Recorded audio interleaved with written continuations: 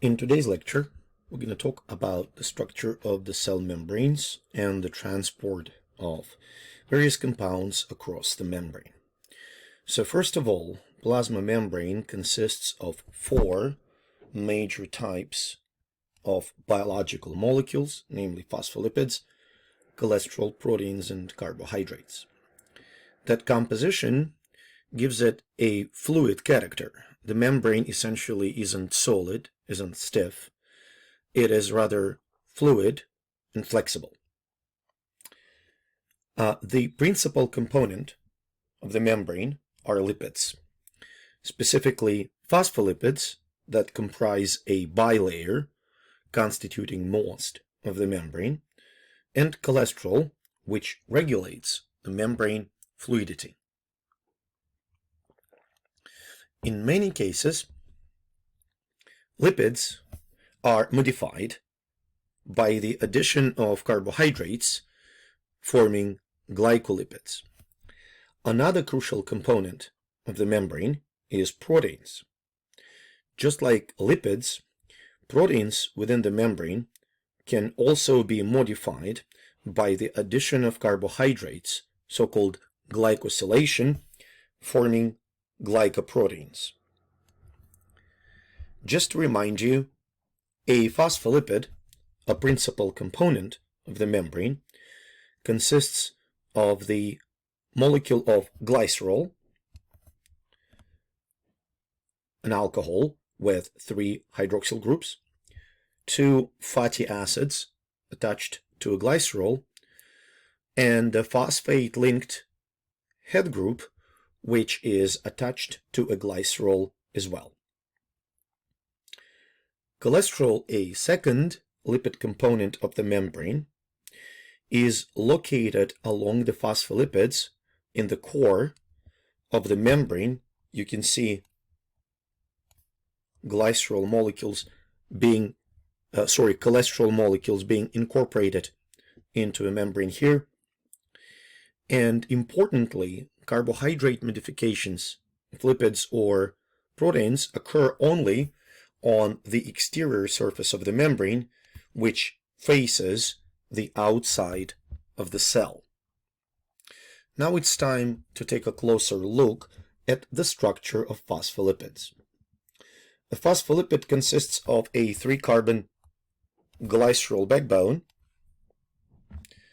to which 2 fatty acid molecules are attached through an ester bond. The 3rd carbon right here is attached to a phosphate-containing group. Ahead of the phospholipid, which includes glycerol and phosphate, is polar. It has a negative charge and is exposed on the surface of the membrane. An area of the phospholipid tail, which is composed of the fatty acids, has no charge and therefore is hydrophobic. The hydrophilic part of the membrane, specifically its glycerol and phosphate head, form hydrogen bonds with water in the extracellular or intracellular environment. The hydrophobic part of the phospholipid is hidden within the interior of the cell membrane and does not interact with water. This bilayer membrane structure effectively separates the intracellular fluid from the extracellular fluid. If you would be the one to drop phospholipids in the water, they can form so-called bilayer spheres or single-layer spheres, also known as micelles or liposomes. Liposomes and micelles currently play an important role in the drug delivery in the pharmaceutical applications.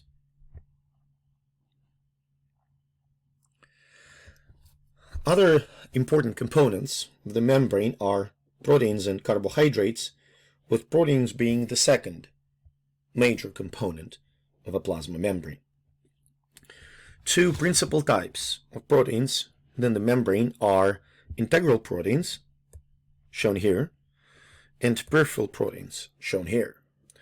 Integral proteins span throughout the membrane and integrate into its structure.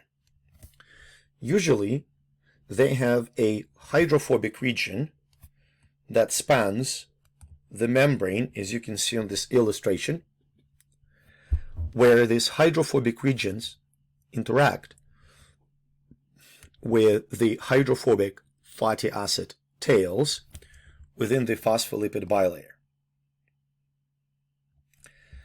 Essentially, the hydrophobic area of that protein is aligned alongside the phospholipids. The hydrophilic regions, on the other hand, extend either outside or inside of the cell and can be in contact with intracellular cytosol or with the extracellular fluid. Peripheral proteins, on the other hand, are located either on the outer or inner surface of the membrane and do not span throughout it. They can be attached to phospholipids or other integral proteins, and functionally they can serve as enzymes. They also can be structural attachments for the fibers of the cellular cytoskeleton, or they can be sites for the recognition whether the cell is self or non-self. Carbohydrates on the outer surface of the membrane are the third main component of the plasma membrane. They form glycocalyx or extracellular matrix on the exterior surface of the cell. Carbohydrates can be either bound to proteins, forming glycoproteins, or lipids, forming glycolipids. The key function of carbohydrates located on the outer surface of the membrane is the recognition of the cell on the principle of whether it is self or it is a non-self cell. Now, when we consider the structure of the membrane with all its components present, we must say that the membrane essentially has a fluid mosaic structure. The proteins and lipids, which are integral to the membrane structure, are separated from each other, but nevertheless loosely attached to each other. Just like mosaic tiles, they can move and float within the membrane. This arrangement of lipids and proteins makes the membrane at the same time fluid and relatively rigid. For example, the membrane can self-seal when it is penetrated by a needle, for instance, or by a virus. A very important idea is the composition of the hydrophobic core of the membrane. Which fatty acids are more predominant there, saturated or unsaturated? Well, saturated fatty acids have straight tails, which means they are more tightly packaged. Unsaturated fatty acids have a bend due to the cis double bond within it and much less tightly packaged.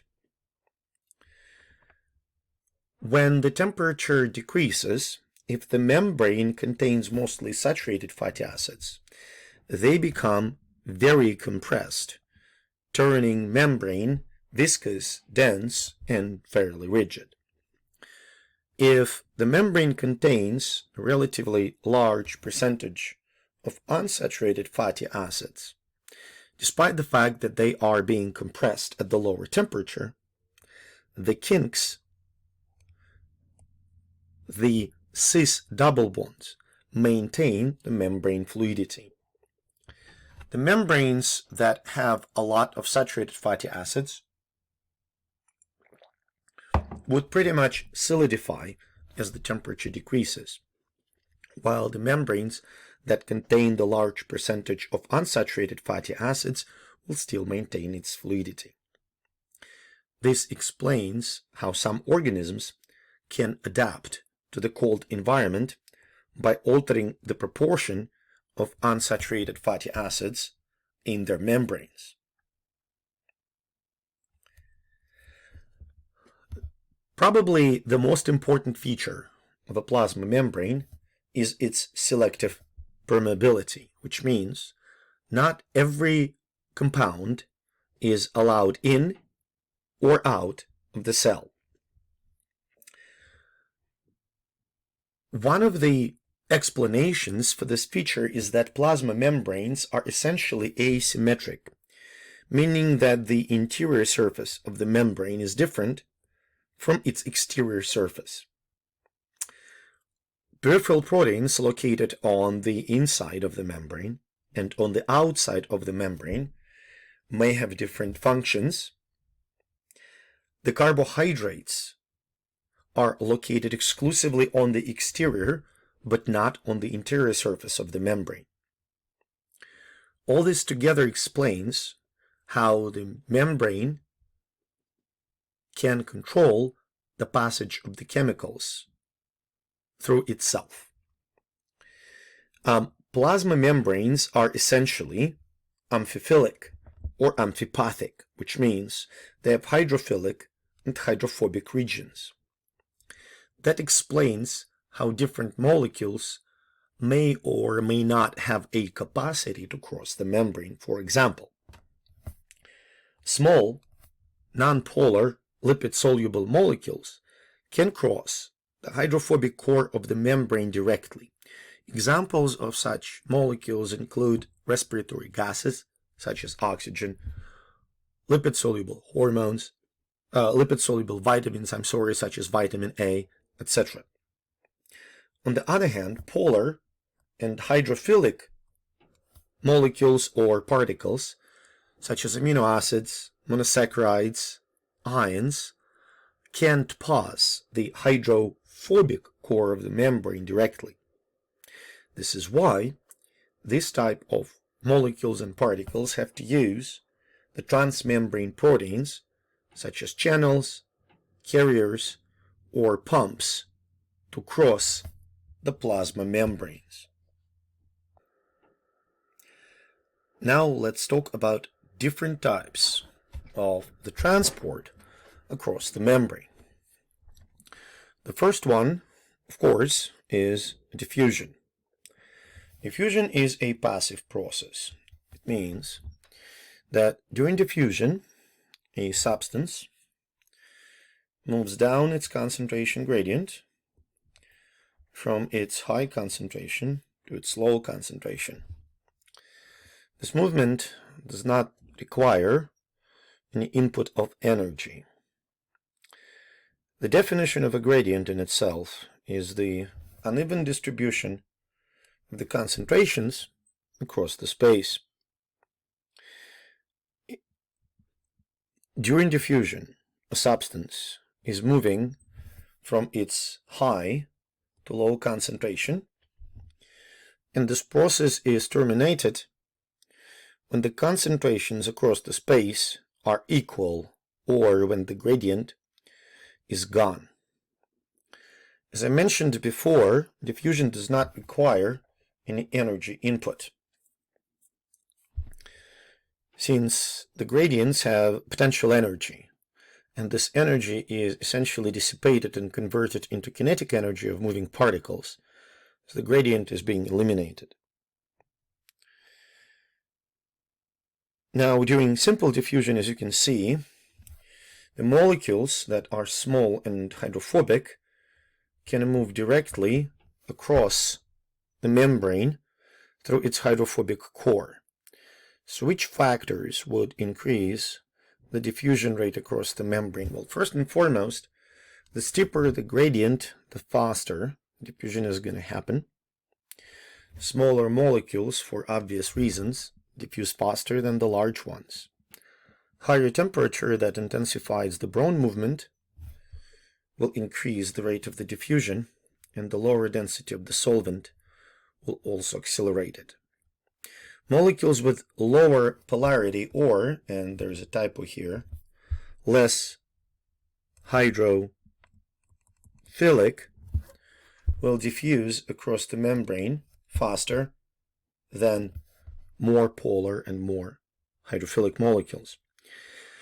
The greater surface area of the membrane will facilitate the diffusion as well, and the thinner the membrane, common sense tells us that the diffusion will be faster through a thinner membrane. The greater the distance the molecule have to travel, the slower the rate of the diffusion is going to be.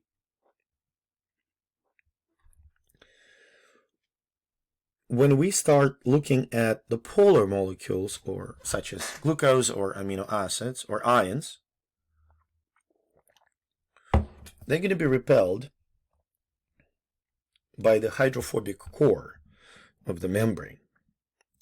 In this case, these materials, such as ions or polar molecules, have to use the transmembrane proteins to pass across the membrane.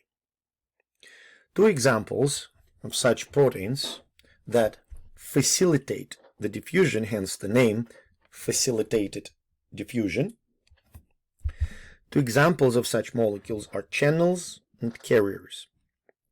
Channels are transmembrane proteins specific for a substance that they transport, with the hydrophilic domains being on the surface and the hydrophobic core aligning with the phospholipid bilayer, with the hydrophobic core of the membrane. These channels essentially provide an opening through a layer of the membrane. They can be open all the time. We call these channels usually leaky, or they can be gated. In other words, they can open in a response of a certain stimulus, such as a chemical, a pressure, a tension, or a change in the membrane potential.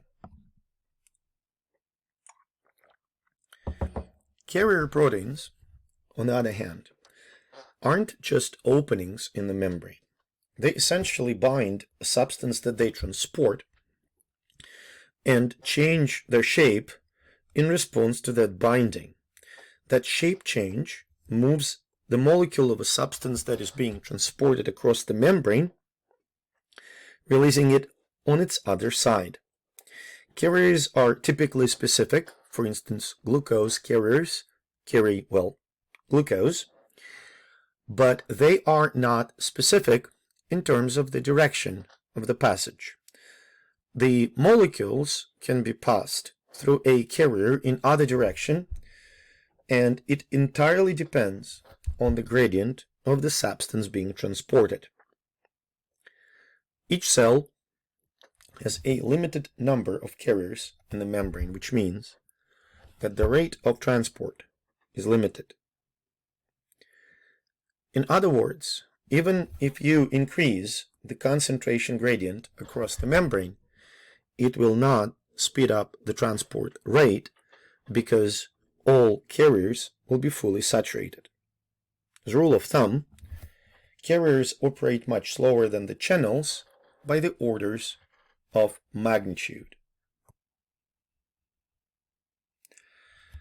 Another type of transport, which kind of falls into a narrative that we used so far, is osmosis. Osmosis essentially is a diffusion. It's a special case of diffusion, which is characterized as a movement of water molecules through the semi-permeable membrane. In this case, the water moves along its own concentration gradient. However, we don't really speak about the water concentration. So if you would look at the image, the concentration of water on the left side of the membrane is much higher than the concentration of water on the right side of the membrane. Here. So the water essentially moves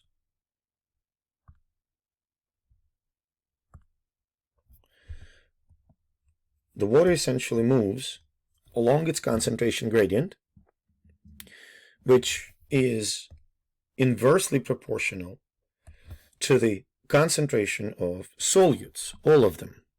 So the more concentrated the solution is, the lower the water concentration is inside of that solution. So when you look at this illustration on the left, you can see that the volume of the solution is equal on both sides of the membrane. But the concentration, overall concentration of all the solutes, it's much greater on the right side.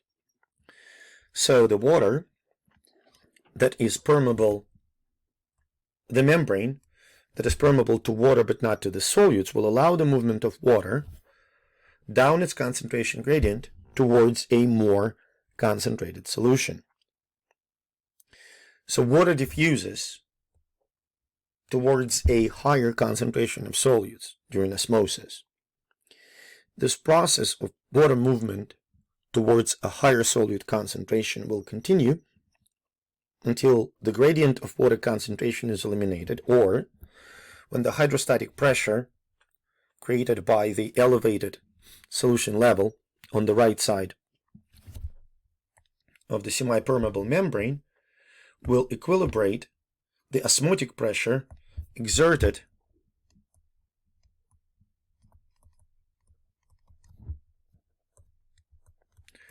by the movement of water across the membrane.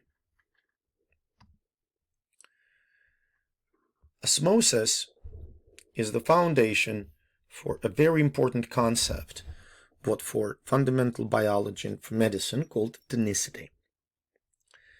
So first, we need to define the term osmolarity. Osmolarity refers to the total concentration of all solutes, essentially the number of particles in the solution.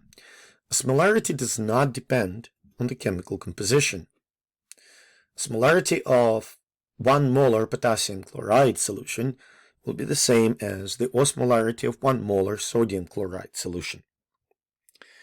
Lower osmolality refers to a greater number of molecules of water relatively to the number of particles of solutes.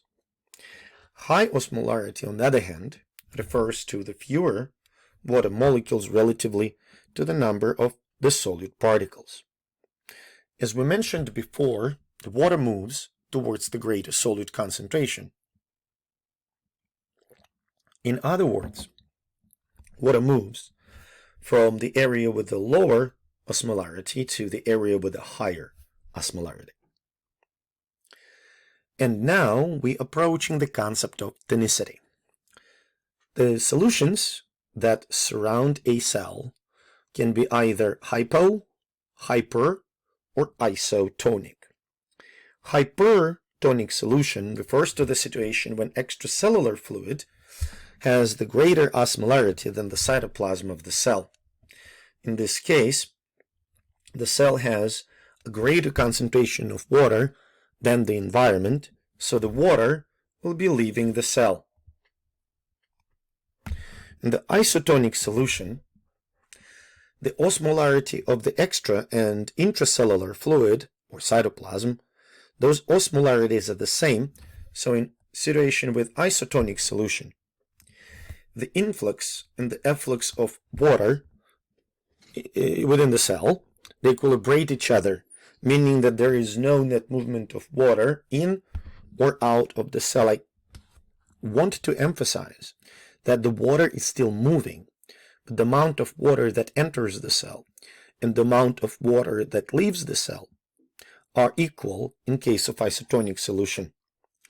Finally, if extracellular fluid has a higher water concentration, or in other words, lower osmolarity, we call such solution hypotonic, and in this case, the water will enter the cell, resulting in the cell swelling. In the living system, tonicity plays a crucial role in the shape and the maintenance of the cellular structure. In plants, fungi, and bacteria, cells are protected by cell walls. The structures essentially prevent the lysis of the cells in a solution that is hypotonic. In plants, for example, the cytoplasm of the cell is always slightly hypertonic to the environment, or in other words, the plant cells exist in the hypotonic environments, which means water will enter the cell, but the cell wall will resist the turgor pressure, and that turgor pressure will maintain the structure of non-wooded plants, such as grass.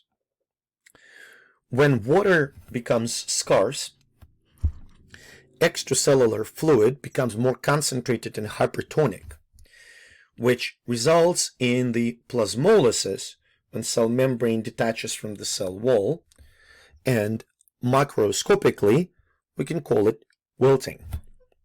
Now, there are several interesting questions about protozoa, bacteria, and food science as it is related to tonicity. So the question number one is, how can protozoa that do not have cell walls still survive in the hypotonic environments? Well,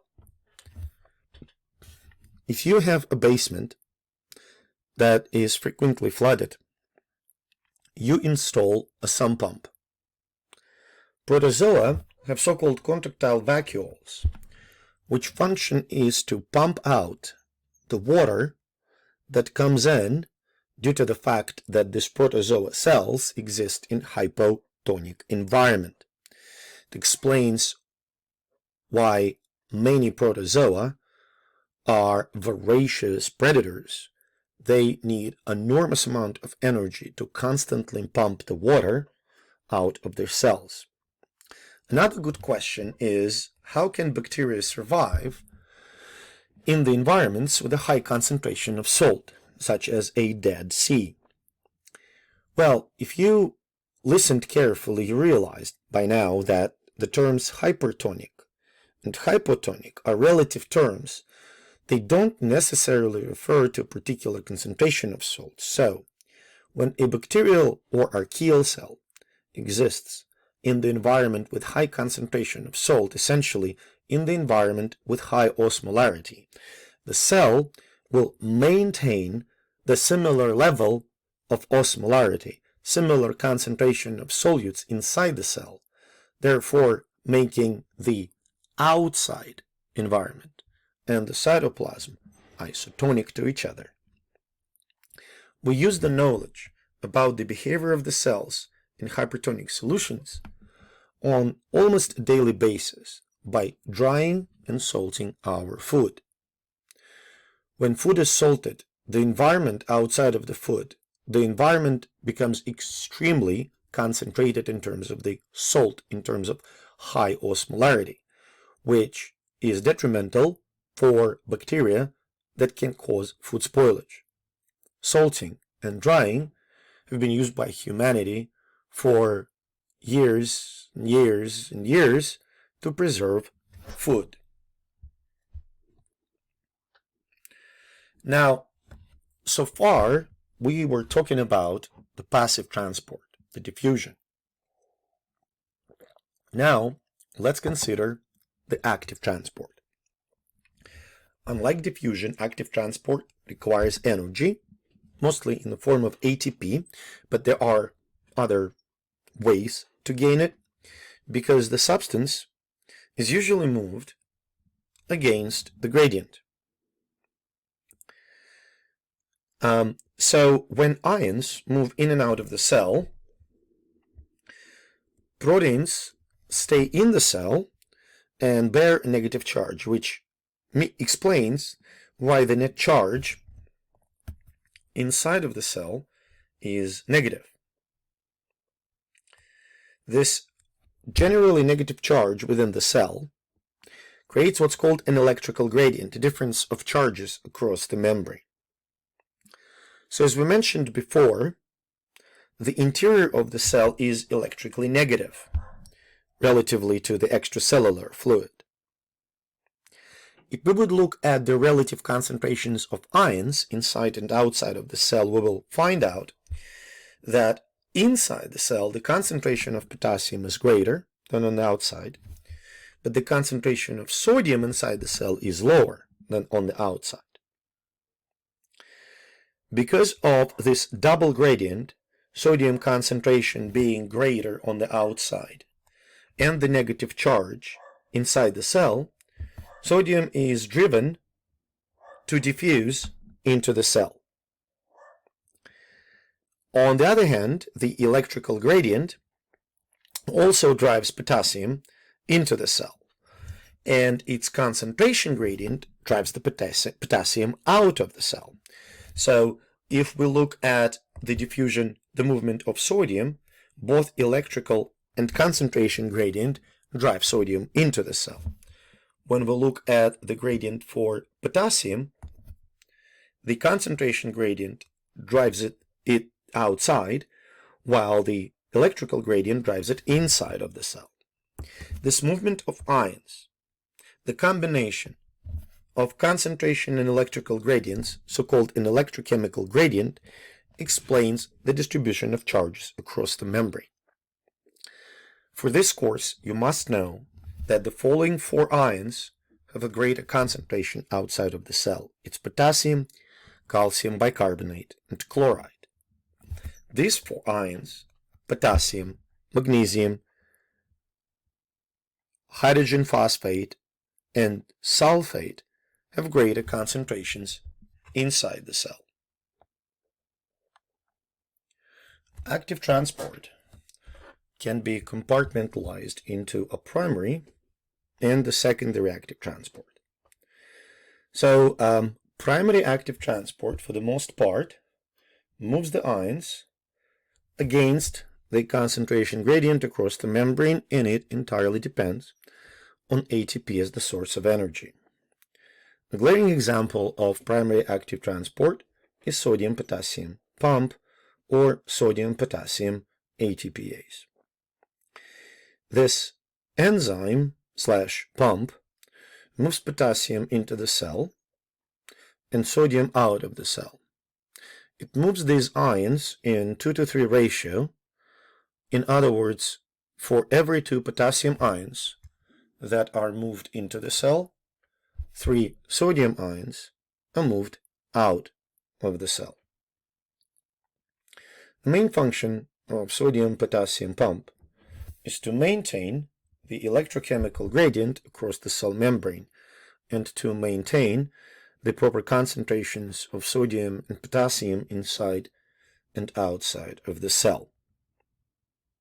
The pumping process starts when 3 sodium ions bind to the interior of sodium-potassium pump. To that, the molecule of ATP is hydrolyzed, releasing energy, resulting in the phosphate attaching to the pump. Attachment of the phosphate leads to the change of the pump's shape and reorientation of the pump towards the exterior. During that conformational change, the affinity of the pump for sodium ions decreases, and the sodium ions leave the pump. At the same time, the affinity of the pump to potassium ions increases, so 2 potassium ions attach to the pump,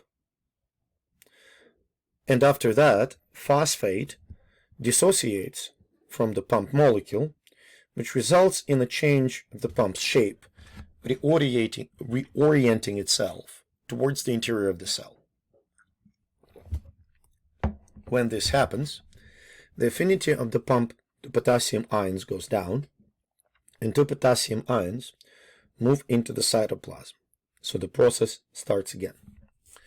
As we mentioned before, for every 3 sodium ions that are pumped out, 2 potassium ions move in. If you consider the fact that for every 3 positive charges that are removed from the cell, only 2 come in, it makes the interior of the cell slightly more negative. In other words, sodium-potassium ATPase is what's called an electrogenic pump, since it creates the membrane potential. In this particular illustration, you have an example of active transport in which the compound is moved from the area of its low concentration to the area with its high concentration. In secondary active transport, the direct source of energy for transporting compounds across the membrane is the kinetic energy of sodium ions. Due to the primary active transport, the concentration of sodium ions outside of the cell is greater than the inside of the cell. Electrochemical gradient across the membrane in turn moves the sodium ions down its concentration gradient here. The green sodium ions are moved down the concentration gradient, and the energy, the kinetic energy of these ions moving through so-called co-transporter provides energy to move other substances, such as glucose, through the same transport protein. As a matter of fact, a lot of glucose and amino acid molecules are transported across the membrane by the means of secondary active transport. Another example of secondary active transport is the use of hydrogen ions to produce ATP. So proton pumps in the electron transport chain create the hydrogen ion electrochemical gradient across the inner membrane of mitochondria. The potential energy of the hydrogen ion gradients is converted to the kinetic energy of the diffusion through the ATP synthase. And that provides the energy for the conversion of ADP into ATP. The illustration for the secondary active transport is here at the bottom. You can see that the energy of the diffusion, whether it is hydrogen or sodium ions, provides the necessary means for the active transport of other compounds against the concentration gradient. Now, what if it is necessary to move much larger molecules or particles across the membrane, so the channels aren't sufficient enough for that type of transport? In this case, cells engage in what's called a bulk transport. The first type of bulk transport is phagocytosis. The general term for all 3 types of bulk transport is endocytosis. Endo meaning inside, cyto meaning cell. So during phagocytosis, the protein called clathrin stabilizes the section of the membrane which forms pseudopodia, literally meaning false legs. Between the pseudopodia, the plasma membrane invaginates, forming a pocket which engulfs the particle about to be eaten. This pocket with the particle pinches off the membrane and is internalized into the cell. Specifically during phagocytosis, these particles, usually the vacuoles, contain large chunks of other cells. They may contain bacteria, they may contain certain pathogens. So the particle that is formed is called a phagosome, which eventually merges with the cellular organelle that you've encountered before called lysosome, forming so-called phagolysosome.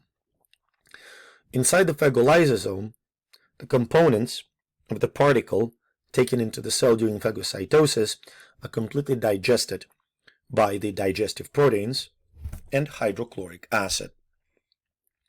Phagocytosis, for example, plays an important role in the immune defenses of human body against the pathogens. Another type of bulk transport is pinocytosis, or cell drinking. In pinocytosis, small vesicles, much smaller than the phagosome, engulf small amount of extracellular fluid with all the molecules that are present in it.